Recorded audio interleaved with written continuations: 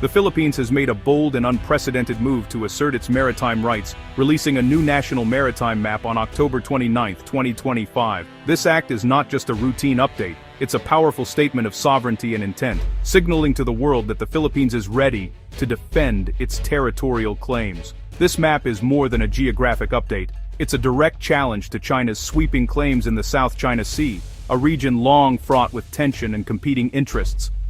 The new map is a bold assertion of the Philippines' rightful place in these contested waters. It clearly marks the Philippines' exclusive economic zone, grounded in international law and the 2016 arbitral ruling. The boundaries are drawn with precision, leaving no ambiguity about the extent of Philippine jurisdiction.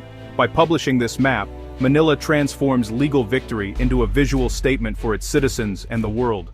The map is now a symbol of national pride, displayed in public spaces and discussed in classrooms. The map rejects Beijing's historical boundaries, reinforcing the Philippines' legal standing and rallying international support. It has become a rallying point for Filipinos, uniting communities and leaders in a common cause. President Marcos Jr.'s administration is using transparency and international law as its main tools, shifting the narrative from a bilateral spat to a test of global maritime order. The government's approach is calculated and resolute, inviting the world to stand with the Philippines. The new map is a cornerstone of Philippine identity and foreign policy, a tool for education, law enforcement, and national defiance. It is teaching the next generation about their heritage and their rights. Filipino vessels now navigate contested waters with the backing of an official chart that defines their homeland's boundaries. This clarity empowers fishermen, Coast Guard, and Navy alike. The message is clear. These are our waters, and we have the law on our side. The map is a daily reminder of the nation's resolve. The world is watching to see how Beijing will respond to this principled challenge. International media and governments are closely monitoring every development. The Philippines has drawn a line in the water, one that's backed by international law, national unity, and a renewed sense of purpose. The South China Sea is a vital global trade route, carrying trillions of dollars worth of goods every year. Its waters connect major economies, making it one of the busiest and most strategic maritime corridors in the world. But it's also a flashpoint for territorial disputes, where tensions often run high and military standoffs are not uncommon. China claims nearly the entire sea with its 10-dash line, overlapping the exclusive economic zones of the Philippines, Vietnam, Malaysia, Brunei, and Indonesia. These overlapping claims have led to frequent confrontations and diplomatic protests. Beijing justifies its claims with so-called historical rights, and has built artificial islands with military facilities to enforce them, transforming reefs into strategic outposts. For the Philippines, the conflict centers on the West Philippine Sea, waters within its 200 nautical mile EEZ, rich in fish, oil, and gas, and crucial for the livelihoods of millions of Filipinos. China's sweeping claims and aggressive tactics routinely push Filipino fishermen out and harass Philippine vessels, escalating tensions and threatening local communities.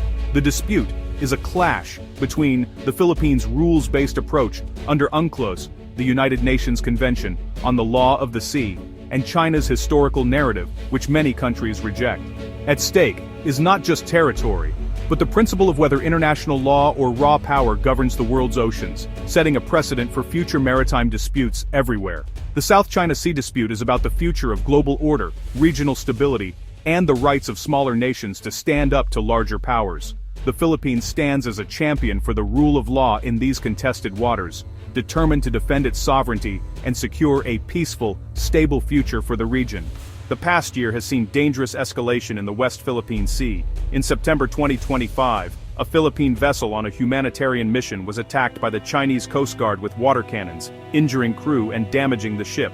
Earlier, China's massive monster ship patrolled provocatively near Luzon, shadowed by much smaller Philippine vessels. These incidents are part of China's gray zone tactics, using Coast Guard and maritime militia to harass and block Philippine ships without open warfare. Tactics include ramming, lasers, and water cannons, aiming to wear down Philippine resolve and establish de facto control. China's declaration of Scarborough Shoal as a nature reserve is seen as a pretext to exclude Filipino fishermen. The Philippines and its allies reject Beijing's narrative, seeing these moves as coercion, not conservation. Each confrontation raises the risk of miscalculation and wider conflict. The struggle for the West Philippine Sea is now a test of will and international law. In July 2016, the Permanent Court of Arbitration delivered a landmark ruling in favor of the Philippines, invalidating China's sweeping 9-line claim over the South China Sea. This decision was a turning point in the long-standing maritime dispute, sending shockwaves throughout the region and the international community. The tribunal found that China's expansive claims had no basis in international law and affirmed the Philippines' sovereign rights within its exclusive economic zone, or EEZ. This meant that the waters, resources, and fisheries within this zone legally belong to the Philippines, not China. This ruling transformed the dispute from a murky territorial argument into a clear legal case of rights being violated, providing the Philippines with a strong legal standing on the world stage. China, however, rejected the decision outright, refusing to recognize or comply with it, despite being a signatory to the United Nations Convention on the Law of the Sea, or UNCLOS. This defiance has fueled ongoing tensions in the region. The ruling remains the legal and moral foundation for the Philippines' position and diplomatic protests. It is the backbone of every official statement and international appeal made by Manila. Every Chinese incursion into the Philippine EEZ is met with reference to this binding decision, reinforcing the Philippines' right to defend its waters and resources. The new maritime map is a direct descendant of the 2016 ruling, turning legal text into a powerful visual tool. It helps ordinary citizens and the international community understand the stakes and the boundaries at issue. The Philippines is not seeking new territory, just defending what international law already grants. For Filipino fishermen and coastal communities, this is about protecting livelihoods and national dignity. The 2016 ruling is a tool for Manila and its allies to rally support and push back against Chinese expansion. It has become a rallying cry for those who believe in a rules-based international order.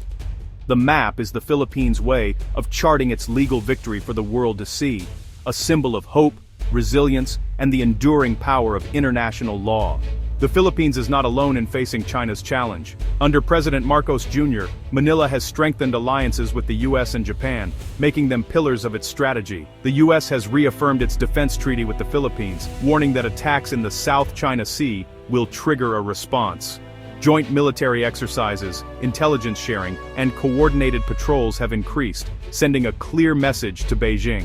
Japan has become a key security partner, supplying patrol ships and advanced technology, including air defense radar.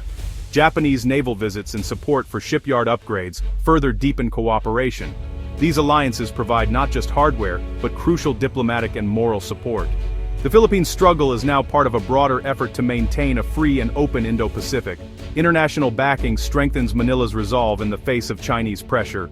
Beyond geopolitics, the South China Sea dispute devastates ordinary Filipinos, especially fishermen. Generations have relied on the West Philippine Sea for their livelihoods, but Chinese vessels now turn traditional fishing grounds into no-go zones. Filipino fishermen face harassment, confiscation of catch, and even water cannon attacks, risking their lives for survival. Many are forced to travel farther, earning less and falling into debt, with ripple effects across coastal communities. The struggle of these fishermen has become a national symbol, fueling the government's assertive stance. The new maritime map is meant to empower them, giving a clear basis to assert their rights. The fight for the West Philippine Sea is about survival for thousands of Filipino families. Each patrol and protest is on behalf of these vulnerable citizens. The dispute is not abstract, it's about real people and their future. From Beijing's perspective, its actions in the South China Sea are a defense of ancient sovereignty. China cites historical texts and maps to justify its claims, arguing these predate modern conventions like UNCLOS. When incidents occur, China accuses the Philippines of illegal intrusion and frames its own actions as lawful and restrained. State media portrays the Philippines as a provocateur, acting at the behest of outside powers. China dismisses the 2016 ruling as illegitimate, insisting disputes should be settled bilaterally, not in international courts.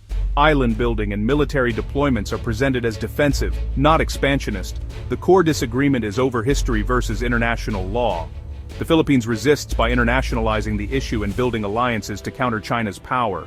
The Philippines' new maritime map is a defining moment for the nation and the Indo-Pacific. It symbolizes sovereignty, resilience, and a commitment to international law. By charting boundaries affirmed by the 2016 ruling, the government gives its people and military a clear definition of national territory. The map is an act of defiance and a strategic tool in the information war with Beijing. It reframes the dispute as a fight for the rule of law, not just territory.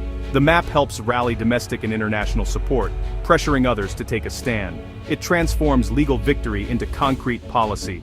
For Filipino fishermen and sailors, it represents hope and security.